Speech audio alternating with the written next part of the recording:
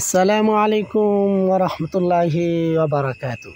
সম্মানিত ইমানদার মুসলমান ভাই বোনেরা, আশা করি আল্লাহর অশেষ রহমতে আপনারা সকলেই ভালো আছেন, আলহামদুলিল্লাহ। আজ আমরা জেনে নেব তাকবীরে তাশরিক কবে থেকে শুরু করতে হবে এবং কত ওয়াক্ত নামাজের পরে এই তাকবীর দিতে হবে। পুরুষ মহিলা সকলের তাকবীর বলার বিধান কি, কয়বার নামাজের পরে এই তাকবীরে তাশরিক বলতে হবে, সম্পূর্ণ নিয়ম আমরা শিখে নেব ইনশাআল্লাহ। তাহলে আসুন আমরা জেনে নেই কবে থেকে তাকবীরে তাশরিক নামাজের পরে শুরু করতে হবে। 9 জিলহজ ফজর থেকে নিয়ে 13 জিলহজ আসর পর্যন্ত এই তাকবীর নামাজের পরে বলা ওয়াজিব। 9 জিলহজ অর্থাৎ আমাদের বাংলাদেশে শুক্রবার দিন ফজর থেকে শুরু হবে। 6 তারিখ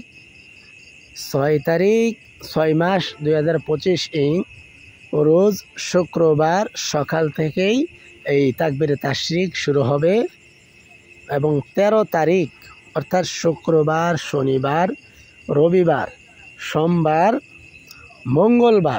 মঙ্গলবার দিন আসর পর্যন্ত 23 ওয়াক্ত নামাজের পর 23 ওয়াক্ত ফরজ নামাজের পর একবার তাকবীরে তাশরিক বলা ওয়াজিব।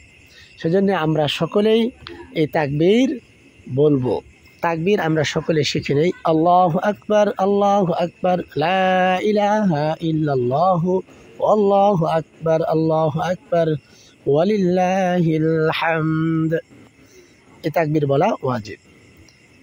তো পুরুষ এবং মহিলারা কিভাবে আদায় করবে? পুরুষেরা উচ্চ আওয়াজে এই তাকবীর বলবে এবং মহিলারা নিচু আওয়াজে নামাজের পর এই তাকবীর বলে ফেলবে ইনশাআল্লাহ। অবশ্যই আপনাদের এই তাকবীরে তাশরিক সম্পর্কে ভিডিওটি আপনাদের অনেক উপকারে এসেছে।